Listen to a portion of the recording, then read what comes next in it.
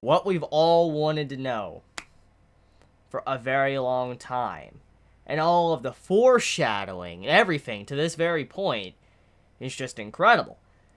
In the first 15 chapters of Taizai, when Meliodas and Elizabeth have a convo, Elizabeth's like, I might die. And Meliodas is like, don't worry, I'll keep your promise even if you die. And at the time, it seemed like he was gonna do what, Elizabeth wanted at that time. Save the Holy Knights, take down Hindi. But in reality, what Meliodas said a long time ago was not for that reason. It was actually for the main promise that was made a long time ago. This is a sad chapter. Probably the saddest chapter of the series. And probably one of the most fucked up curses I have seen in a manga. Now, Guts still has the curse in this series beat, because Guts' curse is just... that man is sentenced to go to hell. Regardless, that man is doomed to go to fucking hell. So, just everything he has to deal with everyday life, but then on top of that being sentenced to an eternal torment of hell. Guts' curse is worse, obviously, but this is up there. This is definitely up there in terms of just being really fucked up or just tragic in general. And it really goes to show you how Nakaba-sensei, as a writer, how long he's been crafting this story and building it up for this very point. A long time ago, I remember making a video talking about how Nakaba-sensei has already planned out 3 major arcs of this series. FYI, if you're unaware, there was a big video I made, and it just showed how much careful planning has been put into this series, and how Nakaba-sensei has everything planned out for what he wanted to accomplish, and he had 3 major arcs, and he said depending on how those 3 arcs go, and depending on the popularity and everything goes, he might eventually make a part 2 to this series. But for now, though, he has 3 main arcs planned out for the series, and you could just really see that he was not lying when he said that, clearly from all these details we see here, and how they've been building up over so many chapters. Over 200 plus chapters have been built up for this very moment. It's crazy. So... anyways, this chapter reveals the curse, and it also reveals the first time we've ever seen the Demon King and also the Supreme Goddess, or I guess, the Goddess Queen. This chapter, damn.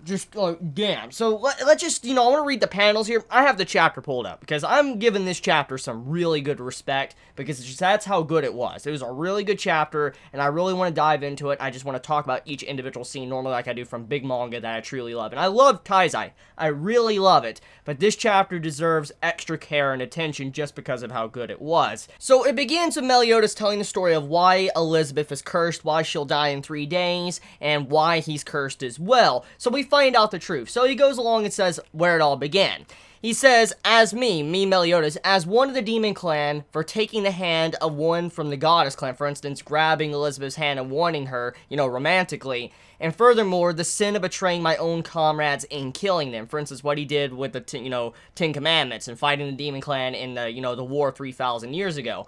And then Elizabeth's sin, as one of the goddess clan, for uniting with one from the demon clan, for instance, doing the exact same thing Meliodas did, for instance, grabbing his hand, wanting him romantically, and then also the sin of saving even the enemy, the 10 Commandments. For instance, since Elizabeth showed compassion, and she wanted to end the war a bit peacefully, and she wanted to help out the 10 Commandments and not end them completely and just make a mutual understanding, she also was given this sin, this curse that she has. And so we open up to a flashback 3,000 years ago. And this is one of those scenes, like, okay, I know I give the anime of Taizai a little bit of shit, I do, but this is something I would really love to see even in an OVA. Even a fan animation, I would love to see this done.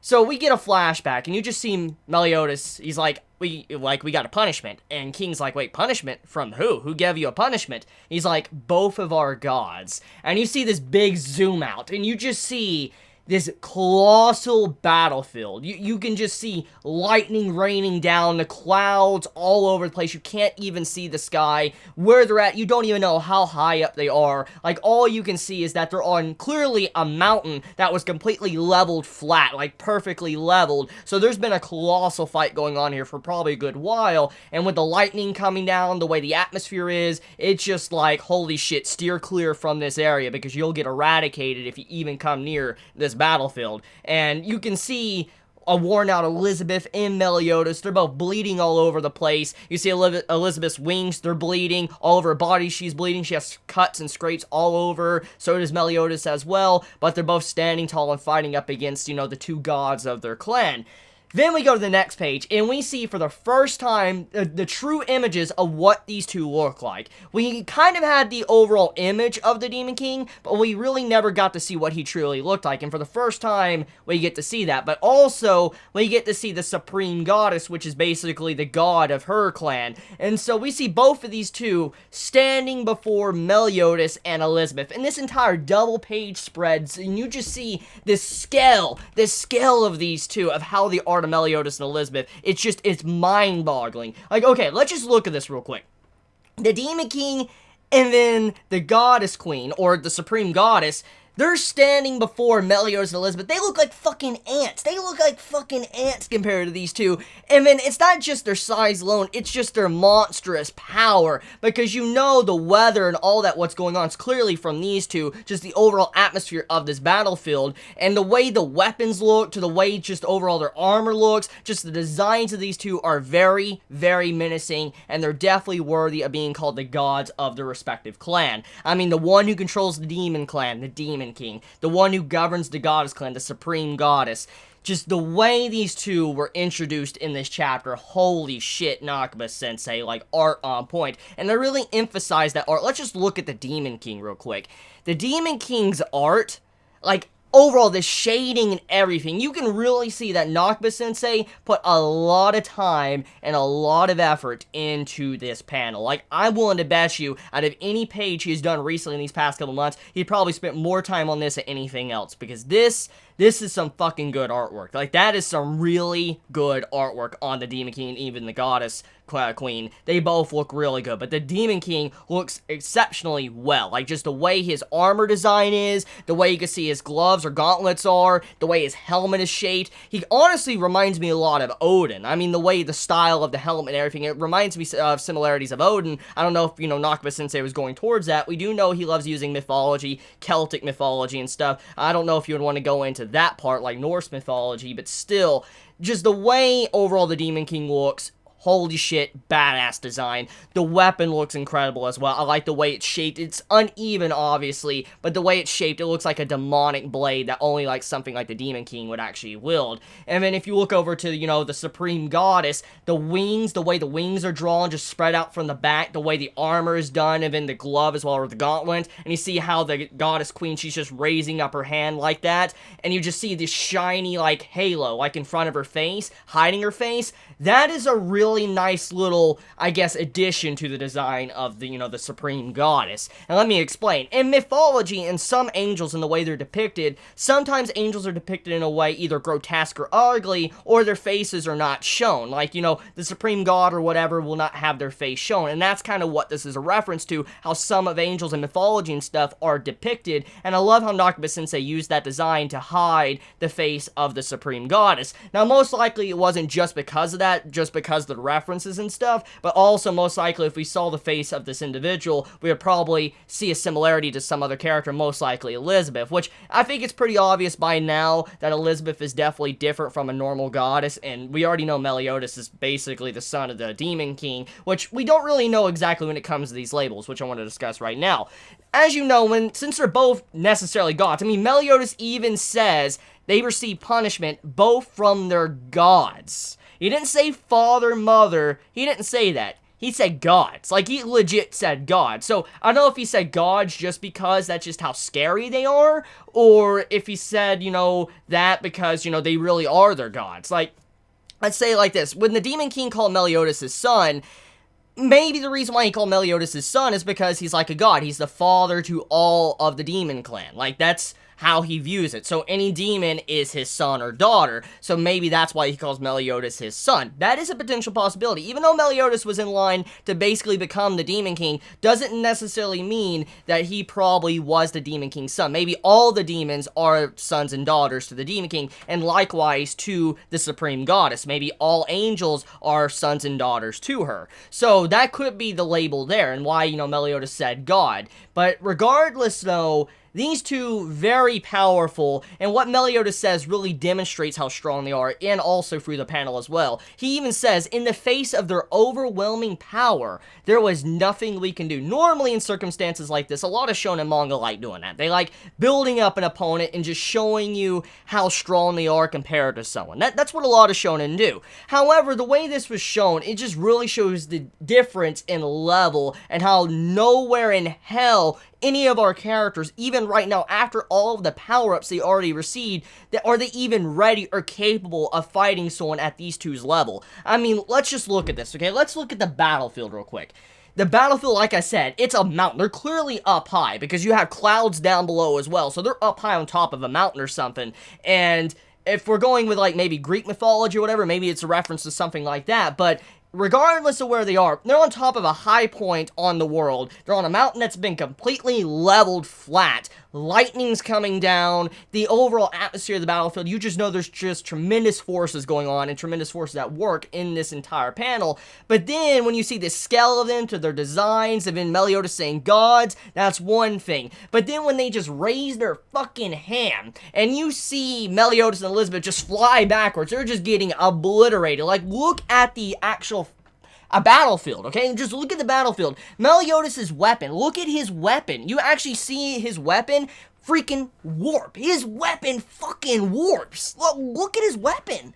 Like, that shit is ridiculous. Okay, let me explain. Look at Meliodas in the big, double spread panel when you see the Demon King and, the Supreme Goddess. You see Meliodas' weapon. It looks a lot like the Dragon Slayer, what Guts uses. It looks very similar in design. I don't know if Nakaba-sensei was going with that, but regardless, though, the design of the weapon, it's a very massive weapon, probably very strong. And as I said, these two have obviously been maybe fighting for, I don't know, maybe 10 minutes, 5 minutes, hours, days? We don't really know exactly how long they've been fighting. However, we know they didn't get killed in one hit. It wasn't an instant KO. Regardless, though, these two just raising their hand caused a shockwave. You see wind just brushing these two away, lightning coming in, and they're just being pushed back. Meliodas' very weapon warps. It just warps like a fucking toothpick. And Elizabeth, she's just flying back like not knowing even what the fuck to do. Like, her wings look like they're contorted and all that because of the way she's been hit. So just the sheer power of these two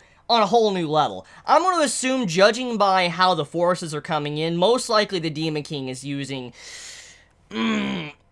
I'm assuming he's using the wind. I want to say he's using the lightning, since, like I said, he has a design of Odin, and if you look behind him, he has lightning behind him. Maybe he's using the lightning, but I don't know. I could definitely see someone like a god, a supreme goddess, using lightning, but I could be wrong there. Regardless, though, you can see that there's a wind effect, and then there's a lightning effect, and clearly those are the two powers from these two gods, is, power coming in at these two. And when they just get launched backwards, they say, or Meliodas says, our lives were lost. And you see how they're both laying there and they both grab each other's hand and they're just bleeding out all over the ground. It's just like, damn, these two got fucked up. Like, there was just no chance at all. So, we continue with the flashback. He's like, at least they should have been. Like, our lives should have been gone. And he's like, I don't know how much time passed, whether it was a day or two or a few days, however long it was, but I woke up. And my wounded body had been completely restored to normal. So he woke up, nothing was wrong with his body. But if you look to the right of the panel, you see a bloodied hand holding on. And he looks over, obviously, and he sees the corpse of Elizabeth still laying there, dead. He lived on. And you have to imagine in that moment what he felt. Waking up, realizing he was fine, but then the person he loved was dead right beside him. Just imagine the pain you would feel in that moment. Just your gods coming in and then just fighting you and then killing one of you. Like, he thought he died, but he lived, but then the one he loved died. You just gotta imagine the pain he felt. And he's like, without any idea what had happened to us, all I could do was hold on to Elizabeth's body and cry. So the man, just in grief, he didn't know what to do. He lost the person that made him whole. And so the only thing I did know was that while I was unconscious, the Holy War had ended. So the war between all the clans had ended. So what Galther, the real Galther, set out to do, he indeed did it. The man definitely stopped the war. We don't know exactly how he stopped it, but the man stopped the war. We don't know if it relates to, the Demon King and then the Supreme Goddess coming out and fighting against these two. But regardless, though, real Galther did stop the war. So, with that being said, Meliodas, he became like a wanderer. He just wandered around, didn't really have any goal or anything to do. He realized he wasn't aging, and we don't know necessarily how much time passed. Like, we have no idea how much, but he said he realized he wasn't aging at all, and later he found out the reason. And we got to assume that he found out in the first reincarnation of Elizabeth because of what the curse details is. But probably most likely, I could see, like, maybe 20-something years passed or whatever, and he realized he wasn't aging at all. Like, there's no difference at him at all, and he just wandered around with no goal. He just was wandering around the entire nation that was just destroyed by the war. Eventually, he met Elizabeth once again.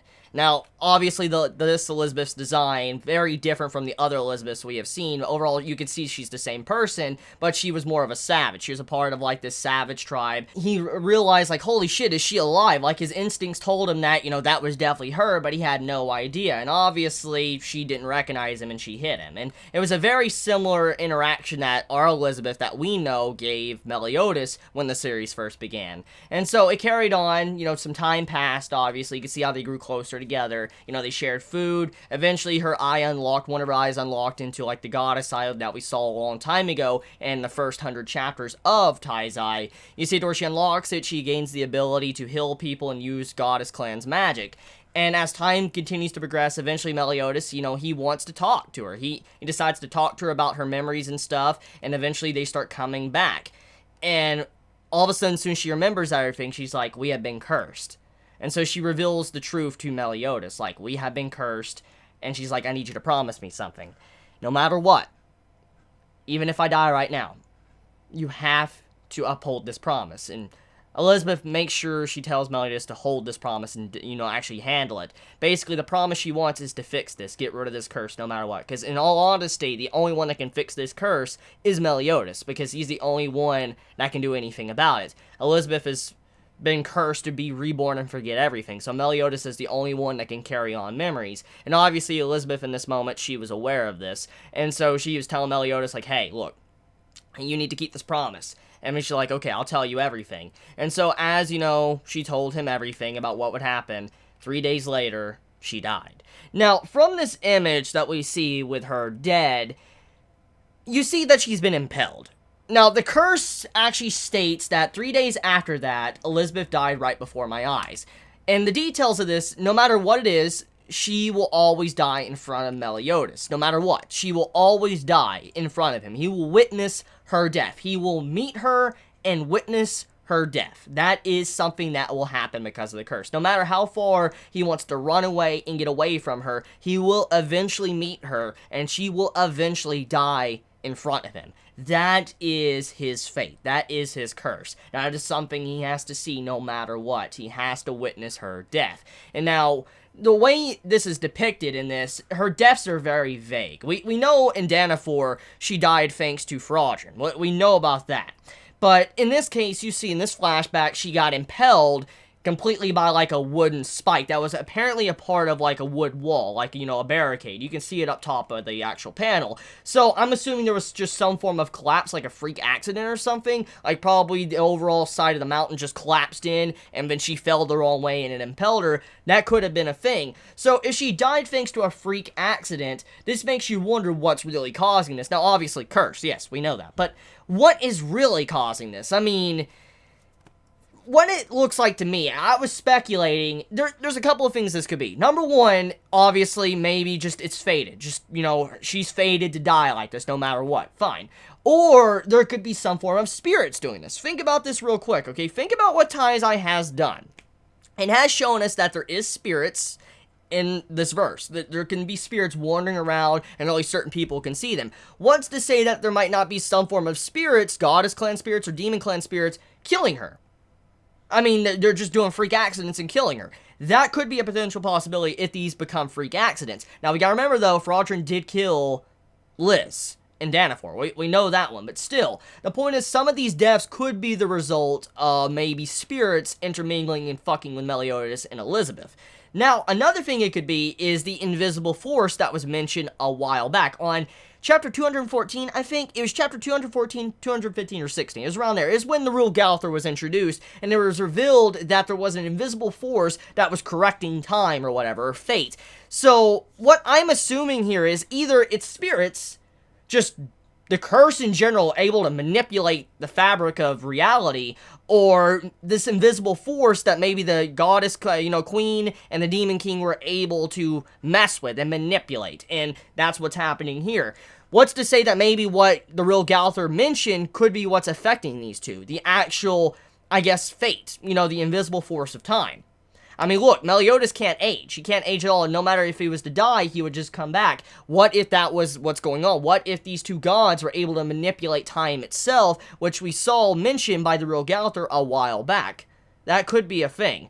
Now, regardless if that is or isn't right now, the basic point of this is that Meliodas is fated to see her die. He will have to see her die. No matter what, as long as this curse is on her, he is fated to watch her die. And you gotta imagine what this would do to a man. Watching the person you love. And even if you tried to run away, even if you tried to forget, run away, and no longer be associated with her because you just don't want to see it, it would happen regardless. You would still be forced to see this person die. So even if you want to get the fuck away, you will still see it. And most likely, since Meliodas has seen Elizabeth die 106 times, this is fate. This means that he probably, in one of those 106 times, he probably tried to run away.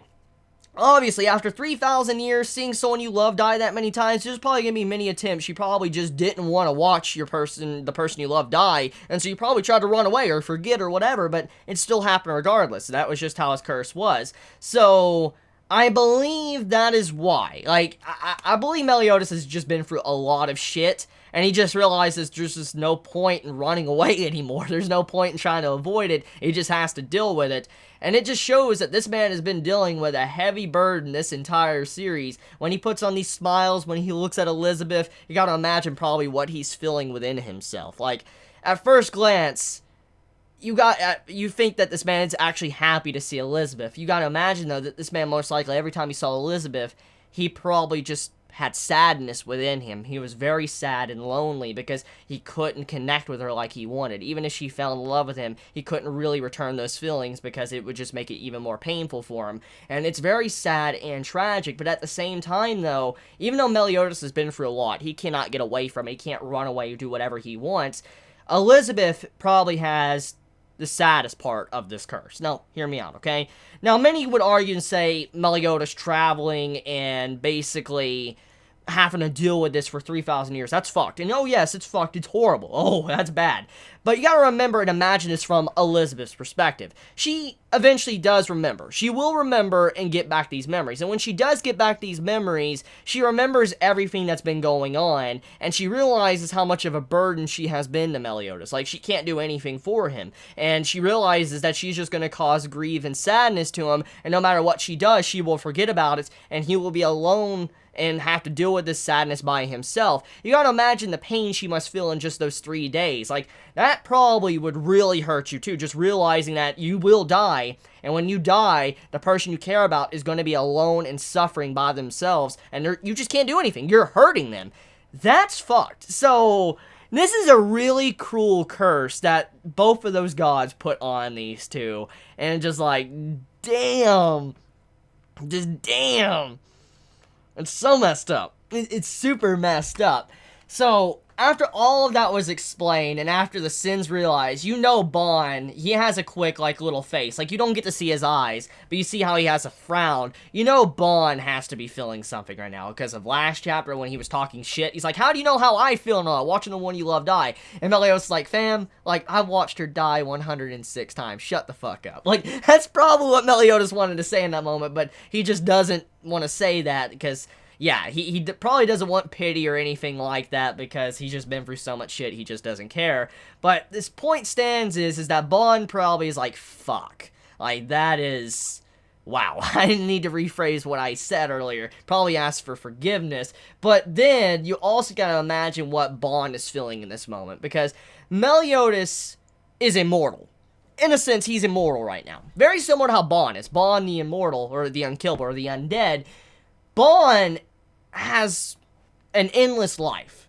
So, let's say he was to bring back Elaine, bring her back, she would still die. She would eventually die from old age. That's just how life works. And so, Bond most likely is feeling this. He's like, holy shit. He's like, even if I was to bring her back, she would die, and I would be left alone to live all of eternity by myself. That's what Bond most likely has just finally realized, that since he's immortal, he's going to have to feel the effects of watching the ones he loves dies and live on. And he can't do nothing about it because he's immortal. That might be what he's thinking as well. So, that's interesting. I find it very interesting how Meliodas is immortal and when he wants to die. And this is probably going to be very connected to Bond and what he wants maybe in the future. Maybe he wants to die because he wants to be with Elaine. That might be his answer. Who knows? Maybe Bond's answer is not to bring back Elaine, but to actually die, because he realizes that if he was to even bring her back, she would eventually die of old age, and he would be left alone, so maybe he'll find a way to die.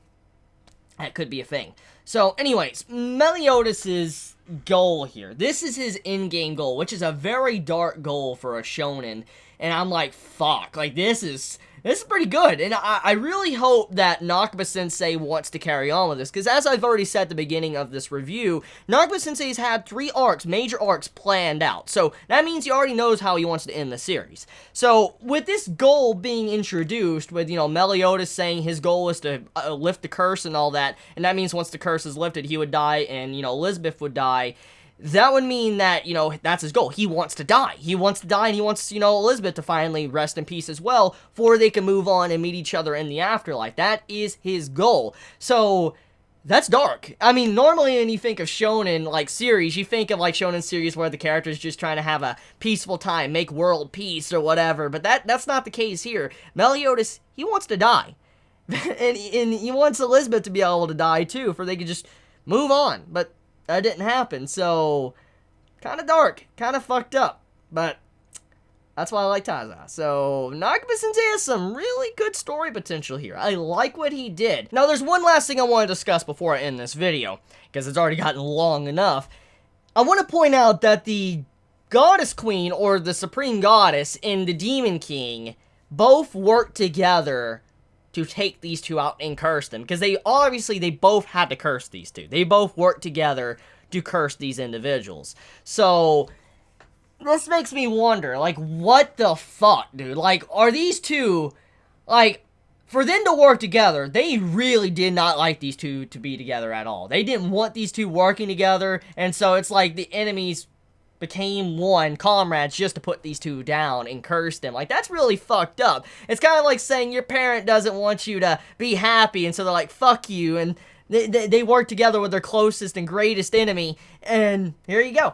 Like, bro, like, that's fucked up. That's seriously fucked up, and I mean, I really wonder exactly what their goal was here. I mean, yes, they cursed him, but for the Supreme Goddess and the Demon King to work together, it makes you wonder, do they have a good relationship, or did they just come together to be assholes?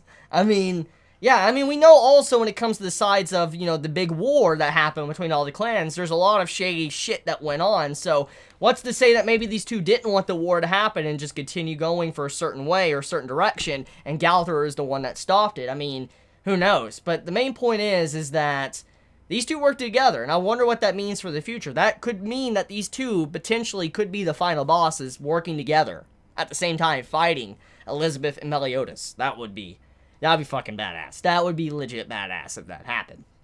So, another last thing to mention, we also have it to where Zeldris is confirmed to have 100% of the Demon King's power. So that man's power level just went through the roof. There's just like, holy shit, how can you fight this man? Now, yeah.